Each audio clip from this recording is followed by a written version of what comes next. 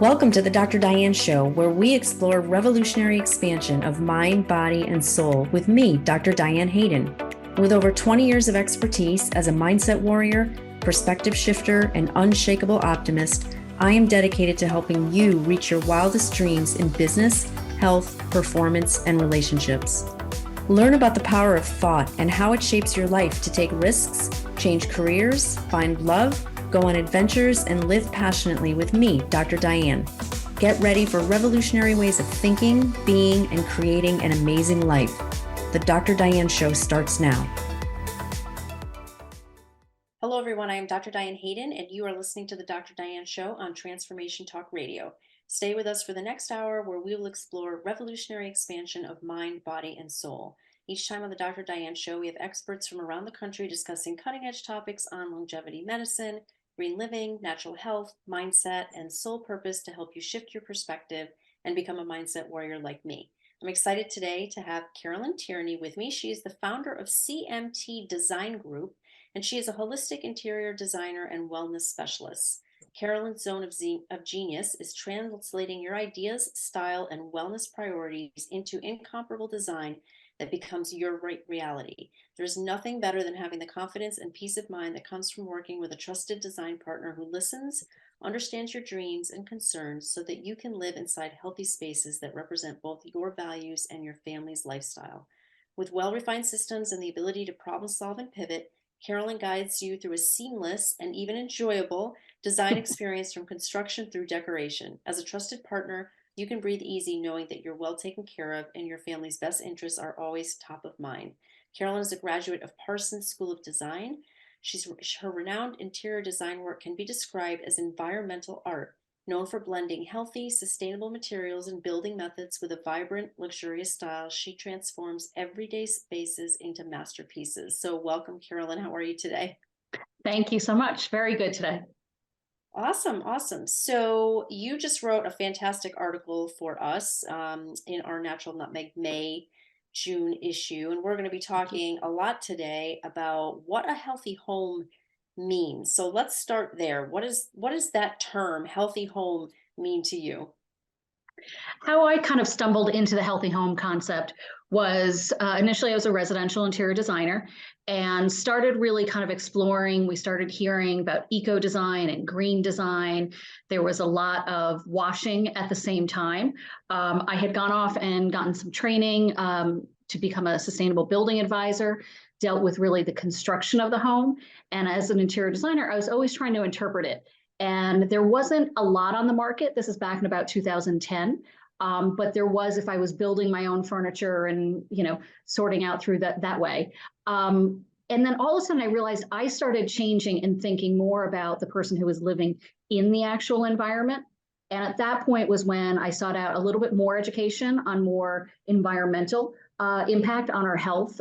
It was really from a health training, not an architectural or interior design background.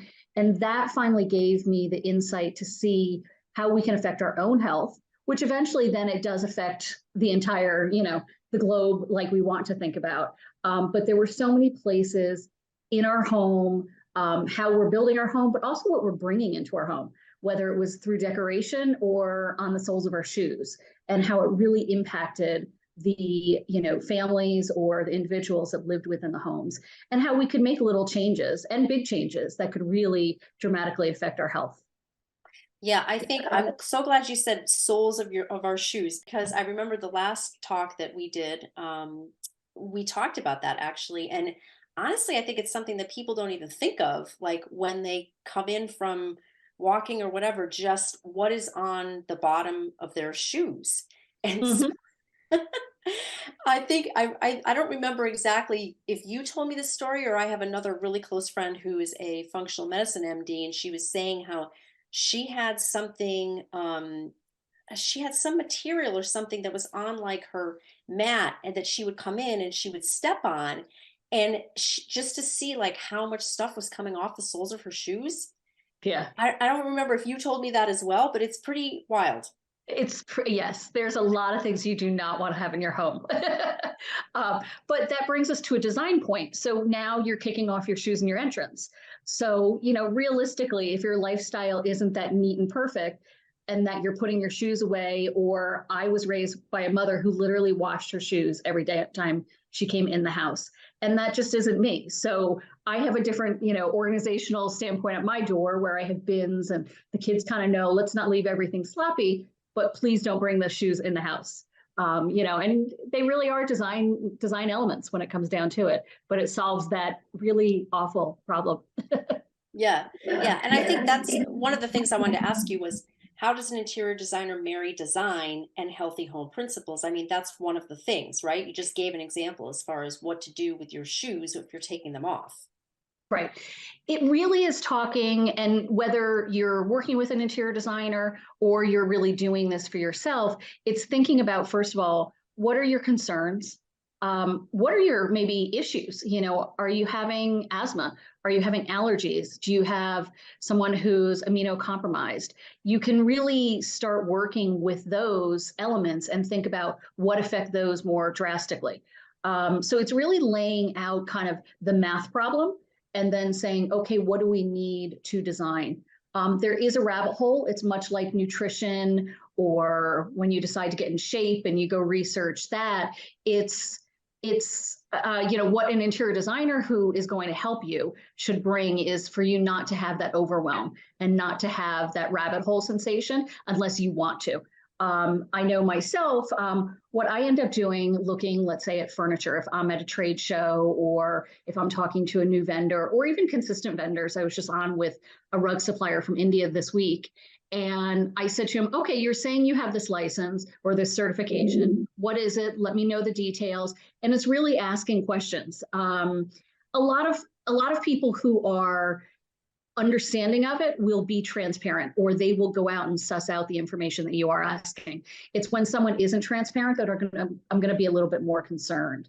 But the other thing I think an interior designer needs to talk to you, and even if you're working on your own house, you have to think about your lifestyle, because your healthy body is both healthy body and mind.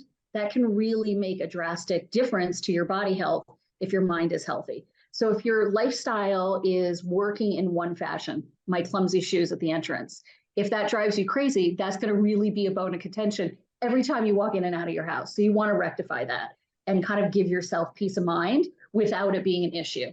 And that's really what they need to be marrying, is the lifestyle together. And then really just asking questions about what the products are that you're bringing in, what they're made of, what they're finished with, what they're wrapped in, what they're washed with, all of that.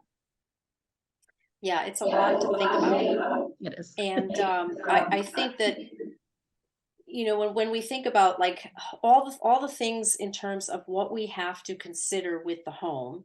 So for example, you might be, when we talk about healthy home, we could be talking about something like, okay, testing to see if there's mold, Yes. or, the off gassing from something, from a new carpet, or things with paint or lead or that. And then we can take it a deeper level, which is what we're talking about now. And that's also like, okay, those are the obvious things when we talk about how to make your home non-toxic. But now we're also looking at, well, what about the space? Like you're talking about lifestyle and just the space that we live in. And I think so many of us kind of just live in clutter or just live in a space that we're not happy with, and we don't think about what a serious impact that really does have on our energy level, on our mindset, even in our health, to have to deal with that day to day. Very much so. I kind of have a funny personal story where in our country house, I had always loved my bedroom. I loved my pink color. It was this outrageous color I had never used before. I had it layered with Moroccan rugs and just really had loved it, but I had never kind of taken it that next step to really finish it. And as we were selling the house, I all of a sudden put it, perfectly together. And because of COVID, one gift it gave us is for about 2 months, we lived in this perfect house. And every morning I woke up, I went, oh, this is so pretty. This is so pretty. So now I realized how much it really affected, not that I was unhappy before. I always loved the room, but I always knew there was more that could be done. And then when I actually lived in it, when it was perfect, it really just started my day much better than kind of just getting up and saying, okay, that's cool, let's go. The day started. So it's really, it can be, whether you want to say you're tricking your mind or a different mindset, it really makes a difference, I think, to start your day in that better brain space, and then you're, ready to go forward. Oh yeah, absolutely. And it's so funny because just looking at the space that you're in right now, like that whole area behind you is so like peaceful and organized and calming. I'm like, I could just sit here and talk to her all day on this video because I just like looking at the room behind her. Well, in fairness, you're not looking at my son's desk. That's on the other side of the camera. However, it really does make a difference. I wouldn't have put as much credence maybe when I was younger to it, but it takes off a level of just, there's a lot of stuff going on in our lives now, and especially because we're in our homes even more so, it seems so now, that I really realized paring down, and I'm not a minimalist in any way, shape, or form, but just having things have their right place really can be a peace of mind. Yeah, definitely, definitely. And so we've got a couple minutes before we go to break. What room do you encourage families to focus on when they really want to make an impact on a non-toxic, healthy environment and also make it the way they like it for their lifestyle, make it beautiful? I think the bedroom. I think without a doubt the bedroom. If you talk to any health professional, anyone who's even remotely associated to health, what's the biggest way to impact your health? Is sleep. Sleep is for relaxation. It's when our body reboots. It's when our body mends. Everything always seems to go back to sleeping. So really creating a bedroom that you can sleep in, I think makes a huge difference to our health. It can really really affect us. And at the same time, when we're going to bed, when we're, getting out of bed, all of that kind of thing, that's affecting our moods. So now we can heal our bodies, affect our moods. I've also found that right now we're transitioning our homes into using them a bit differently. And, while you've probably heard try not to do your office or your work and have a desk in your bedroom, because it's hard to sleep in the same place that you work. Little things where people are being, doing yoga or being more mindful and doing meditation. I'm finding a lot of times I'm moving that into the bedroom. So the bedroom's being used in multiple venues and multiple ways, but in very calming, relaxing ways. So that goes in creating the part of the environment, and the look of what you want to do. Yeah, I totally agree with that. I think, and again, especially with talking about a bedroom, it's like to me, it's just making it not cluttered. Yes. So so that I can actually like relax in there. Awesome. We're going to talk a lot more about this. You're listening to the Dr. Diane Show with me, Dr. Diane Hayden. We're going to take a quick break. When we come back, we'll explore more with Carolyn Tierney, holistic interior designer and wellness specialist. Stay tuned. We'll be right back.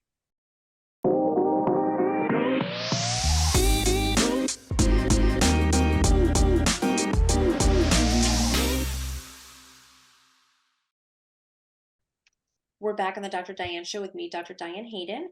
Before we continue, I want to make sure everyone knows how to contact me. You can find me at www.drdianehayden.com or at either of my two publications, www.naturalnutmeg.com and www.essentialnaples.com.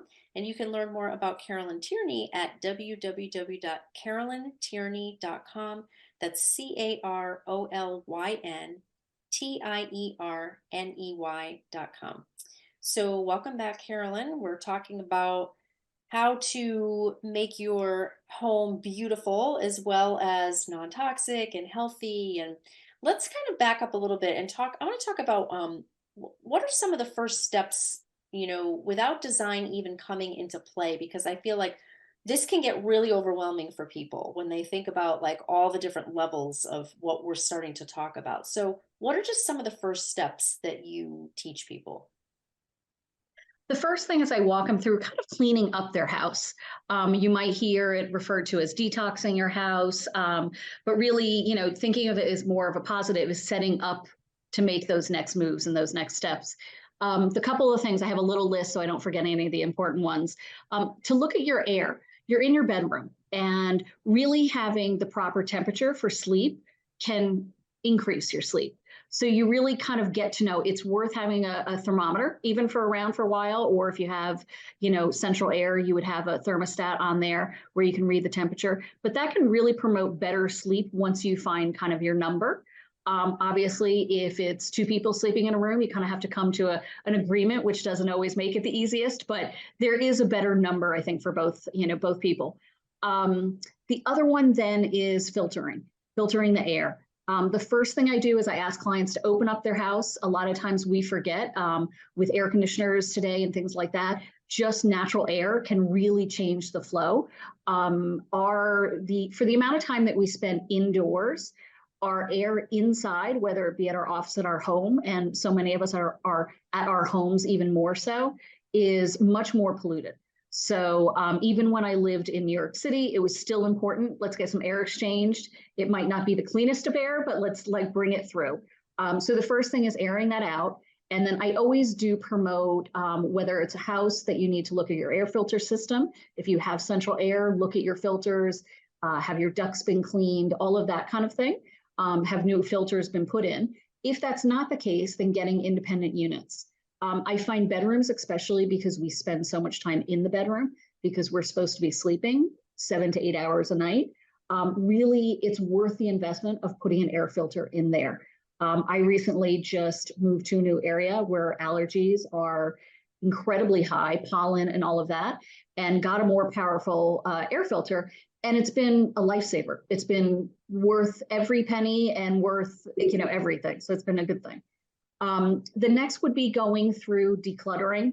Decluttering will reduce your dust. We talked about how it helps you mentally, but it does physically help you because you're really reducing a lot of the nooks and crannies that dust can hide in and things can, build up as far as dirt. Then going through vacuuming. That should be general maintenance, is vacuuming, damp mop, and damp dusting. That's capturing all of the bigger particulates. A lot of the air filters nowadays will really help with the dusting. So that's also kind of a selling point for them. It really does reduce the dust a bit. You also Let should me just jump in quick. I have a quick question for you because it just popped in my head. I know people are thinking this. How often do you recommend people vacuum dust and damp dust?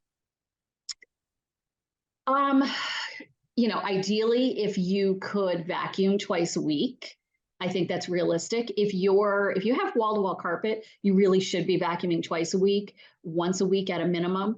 The damp mop, my trick is when your kids are littler, they think it's really funny. And being that it's damp mopping and not wet mopping, I let them do it. So if they do it, once or twice a week, and then I do it for real, now my 15-year-old doesn't really get involved in that anymore. But I think it's really kind of as you go. I'm not a big routine cleaner. So with the damp dusting in the bedroom, it's that I'll turn on a TV show and instead of folding the laundry, I'll maybe run around and do that for 5 minutes. But really the more you can do, the better, quite frankly. Yeah. But the other thing while you're doing that, now I'm saying a damp mop and a damp cloth to dust. It truly can be water. It truly can be white vinegar and water, but looking at your cleaners that you're using in your bedroom. So what are you washing your linens with? What are you cleaning your windows with? What are you dusting if you're using, products? A lot of us, by the time they've gotten to the point of healthy home and thinking about toxins in our home, we might have already changed our cleaning products, but if you haven't, this is a really good time as you get down with your laundry detergent, get the right laundry detergent. Get all of the scents and the artificials out so that you can really start a baseline of just clean air would make a difference. And then that air filter is going to help you clean up any of the kind of leftover things. Whether you're in an existing home or you're in a rental unit, if you have wall-to-wall carpet and you're kicking yourself saying, oh, I know that's, full of toxins and I can't do anything about it right now, whether it be budget or you can't remove it because of rental, things like the air filter will fix that. But then that puts a little bit more weight on you to use the right cleaners. So, not have artificial fragrances and sprays in the room and candles, things like that. So you kind of have to take where you are and reduce what you can and start with where you're at.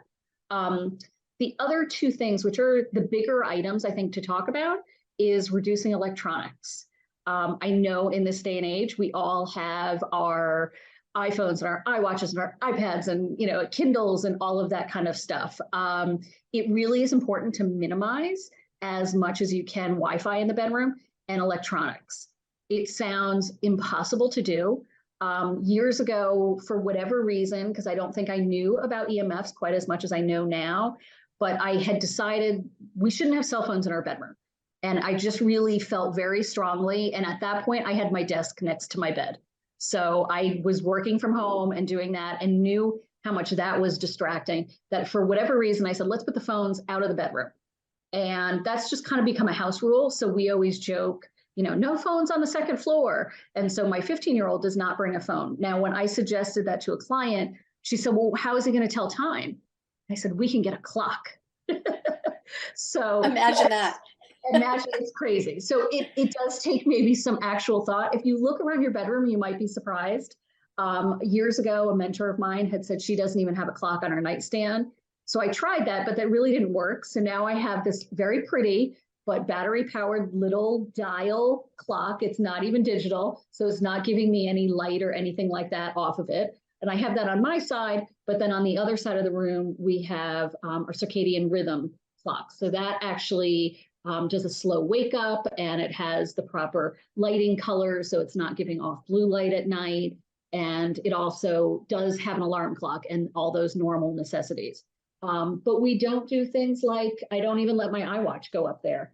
I like my iWatch during the day, so I give over during the day and I do wear that, but it doesn't come into the bedroom. So little things like that. If your phone has to be in the bedroom, it shouldn't be charging in the bedroom. It should be on airplane. If you're reading a Kindle, it should be on airplane. Anything you can do to reduce any of the EMFs and the blue lights that are coming off. They really do disturb your sleep. Again, when my second child was about 6 months old, we moved into a new home, and his bedroom backed up to the family room. And not thinking, I put his crib on one side, and then about a month later, I moved his crib to the other side of the wall. And we thought, in a 6-month-old baby, you're just starting to really get back to life and thinking you're, smooth sailing and you're not going to be woken up in the middle of the night. He started waking up. And I realized our router was on the very opposite side of the wall. And it took me about a week or two to figure this out. And I said to my husband, and he goes, well, let's just move the crib as a trial just to the other side of the room again. And then he slept and he was fine. Oh my God. So there's something, I don't know. I'm not a full on electric, engineer and that kind of thing. And, not the paramount, speaker on that, but there's something to all of this electronics. And I think if we can avoid them at night, it really is very important. As a designer, it's giving you other places to put it in your house. So for instance, like in my own home, and I've done in clients' homes, building a docking station somewhere else. So it takes the weight off of always saying, no phones upstairs, no this, no that, because people automatically know to go put it elsewhere. And it kind of just gets people in a routine. And we all love our routines as much as we might fight them. Oh, it's so totally true for sure. And you're right about all the stuff with the bedroom, because it is amazing when you take certain things out. Like my rule is no TV in the bedroom. I've had that rule for God knows how many years. And but I've even started moving my phone out as well. And no internet, nothing like that in the bedroom. And it does make a huge difference. Yeah, it does. And it just makes you, even when you wake up, again, it's not your first thought, oh, what's on my phone? Oh, what's on my email? So you actually can wake up like we used to. So there has to be something to be said about kind of entering your day without feeling that instant stress. But I think that's one of those situations where you can see the mind and the body influence. And I think it's something that we're going to learn a lot about over the next number of years, quite frankly. Oh, definitely. Yeah. And I've got to get your information about that circadian rhythm clock, because that sounds really fantastic to me. It's very gentle. It's very gentle. And actually that leads us into the next one the last item is managing the light coming in your room. So it really, we have our circadian rhythm in our body, and it's really waking up with the sun and going to bed with the sun. Obviously we have a little bit different hours, but our internal clock and our internal really energy works off of a circadian system. And we are now having a situation where we have these wonderful light bulbs that'll automatically change in the evening so that they'll give you the right light that you're supposed That to is be. fantastic. We got to take a quick break, but I want to talk more about that when we come back. You're listening to the Dr. Diane Show with me, Dr. Diane Hayden. Stay tuned. We'll be right back.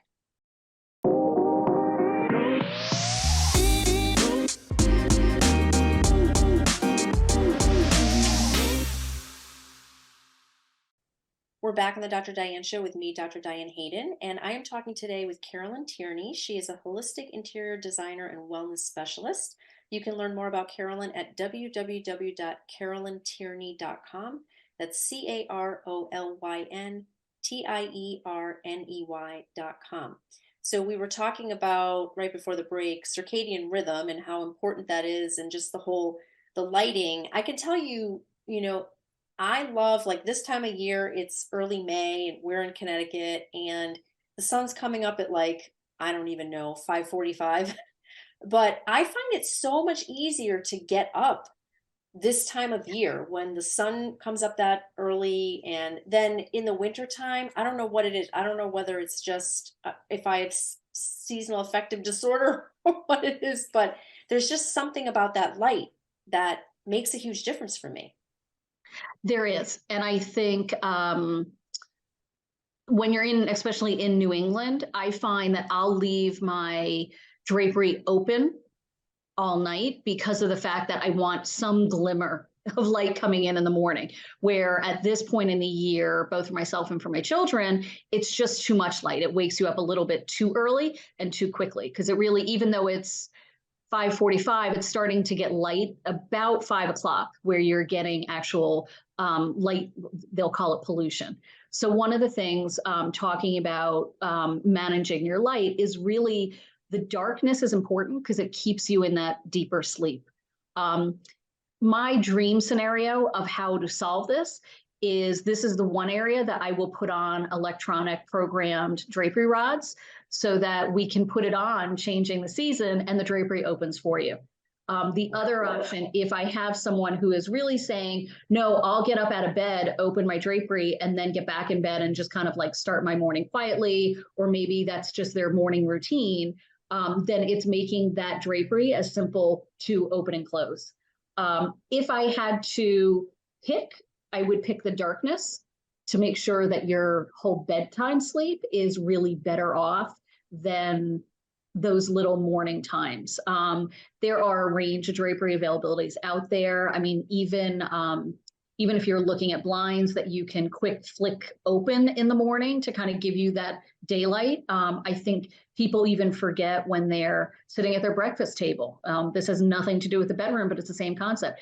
Getting that morning light in is really important because it gets your body and your circadian system going. And that's what really kind of gives us a little bit of a boost of energy. Similar to when I was saying to you about having a circadian light in the morning, that's what I use during the winter, is that automatically kind of will program. So it slowly comes up like the sun would, passing over you, but it doesn't go over you. It's laying next to you on your nightstand and it's lighting up in the appropriate time phase that the regular sun would light up. And it really does make a difference. It's a much gentler kind of start to the day, which I think is better for all of our systems. So that really makes a difference. But if I were to say one thing is we've really got to black out our bedrooms to get some real fulfillment as far as our sleep is concerned. Yeah, I know. And I'm like you, or I was like you, or like you used to be. I like to actually have some light coming through. And I know it's probably because I tend to be a lighter when I wake up on the night. And it's probably because of that. But when I have slept in, like if I go to a hotel room or whatever and you close those blinds, it's like pitch black. I mean, you can't see anything in there. Yeah. I do think I get better sleep, but I don't know. There's something about my mental state that I'm like, oh my God, I hate how dark it is in here. Yeah. Yeah, I don't definitely. know. Definitely. Yep. Yeah. Yep. And you have to find where it works for you. Because again, not everyone is going to fall into a deep sleep, but it's really to get what your best sleep is. Maybe it's darkness for a shorter amount of time for you, but then figuring out how to get that done for you. Exactly. Yeah. Exactly. So let's talk about decoration. because this is the fun part, I think, that everybody Yes. gets excited about or whatever. So you're ready to decorate your bedroom. What elements do you focus on when creating the beautiful space that's also non-toxic? So the biggest things I think of is what can we do to make the biggest impact? So when you walk into a bedroom, you're going to have four walls, you're going to have a ceiling and a floor. How we finish those is going to be a huge impact on the air quality in the room, which again provides us better sleep and puts our body in a better place and isn't putting toxins within our body while we're sleeping, hopefully 8 hours, or in kids' perspective, a much longer time, even 10 hours, 11 hours. So you're going to want to look for low VOC, no VOC, or if you do have chemical sensitivities, there are even no VOC paints, then take a next step and even eliminate other chemicals. Right now, we have just under 300 chemicals that are considered VOCs. So that's when we talk about no VOCs, but we have thousands upon thousands of chemicals. Most have not been tested, so we don't know the impact. So there are paints out there even that are, yes, no VOC, but then they also have added other chemicals that, let's say, a chemical sensitive person might really react to, that we might find, unfortunately, 5-10 years from now, they might be included in the no, we don't want these, but they are still ahead of the game. And that you can really pick on budget. You can also pick on your sensitivity. The same thing goes for wall coverings. There's a lot of wallpapers out there that are non-toxic, both in their materials, how they're printed, and then you have to think about what adhesive you use. So it's really thinking about all the elements that go into whatever you're going to put on the walls and the ceiling. And it's the same thing with the floor. The floor, there are good options in every quality, budget, and style. It's looking at what those quality, budget, and style are made of, are finished with, and are installed with. I was recently on a Facebook group that someone put out there, what's the most non-toxic floor? And every single answer that people gave, I could have countered it with saying, well, there's this scenario. So there's always a bad and a good, but I can honestly say in every price point, there are some really beautiful options. There are vinyl floors that are non-toxic. Again, you have to watch your adhesives. There are wood floors that you can put healthy stains on that you'll be fine with. There are tile floors that are American made, haven't been fumigated, and all such things that you can install. There are even carpets that are better selections of carpets. Area rugs. I don't shy away in a bedroom from the coziness of having an area rug. A lot of times my clients will have some sort of hardwood or tile floor, and then I will put a carpet over it. That does take some vacuuming, like we talked about earlier. But there are really some great non-toxic, but knowing all the elements. So if you're putting down a rug, what's in the rug? What is the rug finished with? What is under the rug? What is the padding under the rug? That's one that a lot of times people will forget. And those are all off-gassing. But if you think about that from a decoration standpoint, those are all really big elements. So that's where we really should start. And then the next one would be the mattress. Let me see. I just want to make sure I'm not missing anything for you guys. So those are the elements. And then we start getting into the mattress, the bedding, and the furniture. Your mattress really should just be non-toxic. That's kind of my stopgate there. You're laying your head on it all night long.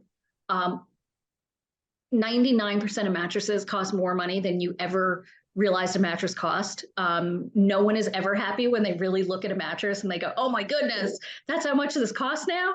But you really, this is something to invest in. We're putting our head there for 8 hours, or we should be aiming to put our head there for 8 hours. So it's really important, both our mattress, our pillows, and our comforters are non-toxic as we can get. There are shades of non-toxic, and those are a lot of times based on quality and the elements of it. I think my goal is always to look at what our priorities are to avoid. If we're having allergy or asthmas, there'll be certain chemicals that'll be more of a reaction to a person with those, or endocrine disruptors would be more of a distractor. But the more non-toxic the mattresses are, quite frankly, they are more expensive, but there are a great many options out there now that are really viable options. It's really knowing and looking at what they're made of. Again, it's going to the manufacturer's website. If they're not giving you what they're actually made of, down to the foam or the coils or the batting or even the fabric, then call them and ask. The ones that are truly non-toxic are proud to tell you, because everyone understands the mattress non-toxic situation now. Yeah. As far as bedding, I'm a little bit more flexible because I don't think you can be all or nothing. This is like nutrition. You can't eat perfectly. You're going to need a slice of pizza at some point, you know?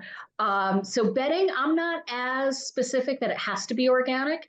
If you can find an organic option within both aesthetically something you like and your price point, I think it's a great thing to go with it. It can't be bad. But I know even myself with clients, you know, we can't always find one that we want the look of. But then on the same side, if you have chemical sensitivity, I've had clients who their kids have had a lot of skin allergies. There, we really need to look at the non-toxic because we need to get the dyes out of the fabric, or at least natural dyes that are in the fabric. We have to get the bleach out of the fabric, all of that kind of thing. And then that will have less impact on our skin. I know a lot of kind of the trend now is to have silk pillowcases. Those I have gotten plain white silk, gorgeous organic silk pillowcases and used those on, you know, but that tends to be more of a kind of trendy, let's reduce our wrinkles thing. And if it works, great. And there are options out there that are organic, but I don't think bedding, I'm not as a stickler as bedding. And then when we move on to furniture is a little bit, it's a cross with the mattress. I like to look at what the furniture is made of and how it's finished. If it's an MDF, we don't want it to be releasing formaldehyde into the air. If it's a solid wood, preferably I'd like it painted or stained with a non-VOC or low VOC stain. The bigger the pieces, the more I'm going to be concerned about how it's built. But quite frankly, I know in my own bedroom, I recently had gotten a really comfortable chair. And I just decided that was more going to be my meditation space. So the chair I put on the same level as the mattress, as far as looking at what the toxins were. But the little table that holds my coffee next to it doesn't have to be perfect. So again, awesome. It's within moderation. Yep. This is so much information. I love it. We got to take a quick break. You're listening to the Dr. Diane Show. When we come back, we'll be talking more about holistic interior design with Carolyn Tierney. Stay tuned. We'll be right back.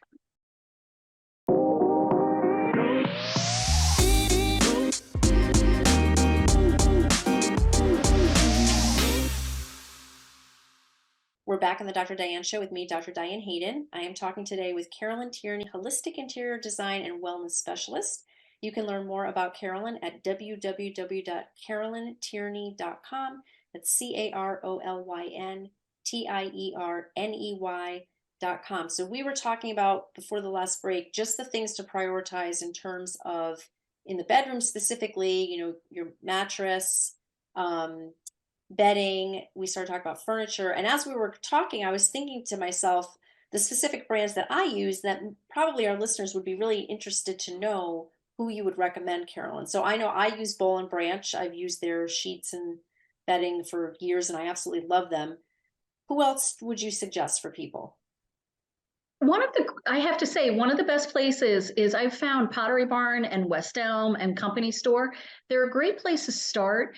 They're able to, if you go to their website, you're able to put in organic. Now, as much as I said organic isn't as important, if you have, let's say, a kiddo with a skin issue or you have a skin issue yourself, you're going to want to look for certifications like ECO, which is OEKO textiles, which is actually what Boll & Branch, I believe is certified as. And all of those 3 retailers that I just named, some really great price points and some really wonderful sheets. They have sheets and they have bath towels, I have to say. So a lot of times, even though I don't necessarily insist on organic, I'll start with the organic options that I do have kind of available and look at a Boll & Branch and look to see if that kind of works with our scheme first. And then as far as mattresses, I'm kind of my husband keeps saying, why don't we ever buy the same mattress? Because I'm always testing the different mattresses. So we've loved Naturapedic. We've loved Lifekind. We've loved Avocado. Lifekind really has the gamut of all different levels. They really have a wonderful product that comes out of California. Naturapedic was created in the US also. Forget where it's manufactured here. But it really is a well-made, good sprung. It's not necessarily a memory foam type of mattress. And avocado is a really good price point. And they just came out with a really wonderful price point for a kid's bed, which made it much more accessible, which has kind of been nice. I know myself right now, I have an avocado mattress on more of a platform bed, and it's one of their more luxurious, deeper mattresses. And it really is a great sleep. But all three of those I've been very happy with and have used with clients. As far as I know, I referenced upholstery and furniture. Two of my favorites that both have furniture and upholstery is Lee Industries and Cisco. They just know how to do it right. Again, I would encourage anyone to go to their websites. They really, they're transparent. They tell you exactly what's inside, outside, what should be inside, what should be outside. They're really a gold star for being able to use as a reference and or purchase from them. They're really beautiful things. And then one of my favorite kind of newer companies, not newer to manufacturing, but newer to myself that I've been using the last 5 years is Copeland Furniture, which is out of, I want to say, Canada or New Hampshire. I don't remember. I forget where they have a showroom in New Hampshire, I know. And they just were really solid wood, well-made, well-finished. They know their stuff, bedroom furniture. And it really, they do have some other pieces, but I've really had a lot of success with them and have really enjoyed the quality for what their quality and value and their look is really a star right now for me. That's awesome. Yeah. So any finishing details or ideas to think about when wanting to finish the design of a bedroom? I know we've kind of talked about, like the bones of the room and then the important things in terms of organic, the mattress, the bedding, the furniture, that kind of thing. So what would you suggest as far as finishing details? As with any room, bringing in some personality of yourself. The room should not be, someone else's. It's your room where you spend your time. One way is to bring in any art or, sculpture, things like that, that really give you more of that personal feeling and touch. It gives you that wake up and enjoy what you're looking at. It gives you kind of that fulfillment. And it really, I think, can make a difference in a room. But then a really easy way is to add plants. Plants just inherently bringing the outdoors into our home is just a good thing. We can use all these big words like biophilic design and all of that kind of thing. But ultimately, it just means bring the outside inside and it makes our bodies happy. It really does make a difference. And what's kind of nice is some of the plants also are self-air filtering. So it really kind of just gives an extra boost. But if it's a plant that's not, it still is doing something for you. It's really, bringing that element of the outdoors. It kind of, I think it soothes our soul in some way. So it's really a good thing to add. Oh, that's awesome. I love it. So you have something for our audience called the Healthy Home Resource Guide. Yes. And that's basically for retail sources. We talked about some of these already, but where they can find solutions to home design and decor. And the guide Yes. will help with what to look for, where to find the product. For example, solutions to what is a healthy mattress and where do you find one. And so what's the web address for that? That is carolyntierney.com/insider scoop. And I will send that to you. I think that's going to be in the show links also. You can also find me on Instagram and Pinterest. On Instagram, it's CMT Design Group. And there I do feature different vendors and suppliers that I use and really kind of answer a lot of questions. So you're happy to pop over there, get some sources, but then also ask questions. And then on my Pinterest, which is my name, Carolyn M. Tierney, and that will give you, I think I even have a bedding board there. So it'll give you some even more sources, as you're starting to put together ideas for your bedroom. Yeah, it's really awesome. And so do you work virtually as well, or do you prefer to actually go into someone's home physically? That's the beauty. No, we can do anything. We can work virtually. We can work in person. Now between Zoom and all of our digital cameras, we can do floor plans and everything. So it's really been a great thing for my business because I can really help more people at a distance. I've worked with clients in California, both from construction through decoration, Miami, all different places. And it's been really fun for me to bring my passion of the healthy home to more people who are really valuing it and or needing it at this point. Yeah. And I think what you do as well, not to be confused with home organization, but I feel like just what you do by default helps people organize their space. Yes, yes. And a lot of times there are, I will send clients to, hey, why don't you check out this organizer to get you started? Because that's not something I do. I can make suggestions on really beautiful bins, but the actual motivation of getting you organized is not my forte. But I'll give you that end room that you'll love, and you'll be able to know what really went in that room, which is important if you want it to be. Yeah, definitely, definitely. So we talked about just to kind of recap some things, you would start with the bedroom. Yes. And then where would you go next? Let's say someone, is going to do their whole house, or, or they've done the bedroom, and what's your priority of rooms, let's just say? I do bedroom and then kitchen. I think kitchen, it's supposed to be the heart of the home, but I think there's a lot of ways of setting up your kitchen to increase lifestyle and increase health in our lifestyle.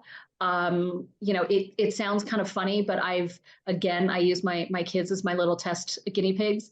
And when I put out healthy things in jars and make them look all styled, they pick those first before remembering I might have cookies in the drawer. So, while that might not be a huge decoration thing, how I actually, kind of put them together is.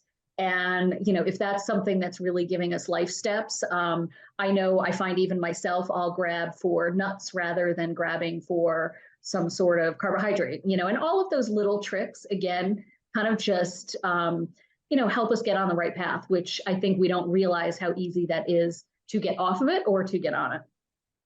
Yeah, I love that we're kind of talking about this, because I think it is, people don't think about the connection to health when they think about their home, like how they organize their home, how they, I suppose when you're talking about doing things in a non-toxic way, or, a more healthier way, green way, that kind of thing. Yes. But I'm thinking of it from the perspective of like your mindset and stress and all that, like, just like we were talking about with the bedroom, and how, it really needs to be, the better you can have it more organized and peaceful and all of that, it really makes a huge impact. Same thing with the kitchen. If your kitchen is just not organized well, or things are hard for you to find, or like you have a pantry that's like stuff is stacked all over the place, it makes a big difference in terms of your mental state.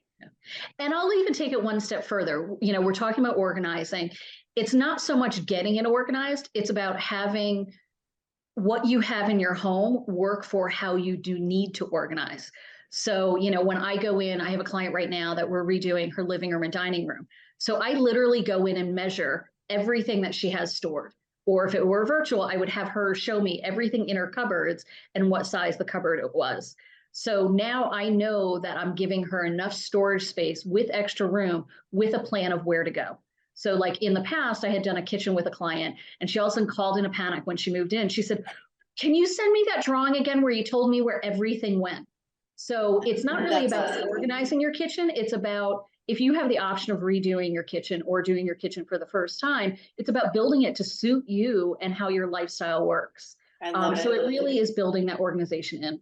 Yep. Well, thank you so much, Carolyn. This has been awesome. Such a ton of great information. I want to thank you all for tuning into the Dr. Diane Show as well. Please join me the first and third Thursdays at 11 a.m. Eastern, 8 a.m. Pacific. Have a great week, and I will see you back here next time. Thank you for tuning into the Dr. Diane Show, revolutionary expansion of mind, body, and soul with me, Dr. Diane Hayden. Tune in every Thursday at 8 a.m. Pacific, 11 a.m. Eastern on transformationtalkradio.com. Center your thoughts on what you want and shut the door on every suggestion of fear, worry, or lack from your own consciousness or the consciousness around you. Once you master that, everything is possible. To learn more about me, Dr. Diane, and receive a free digital subscription of my magazine, visit naturalnutmeg.com.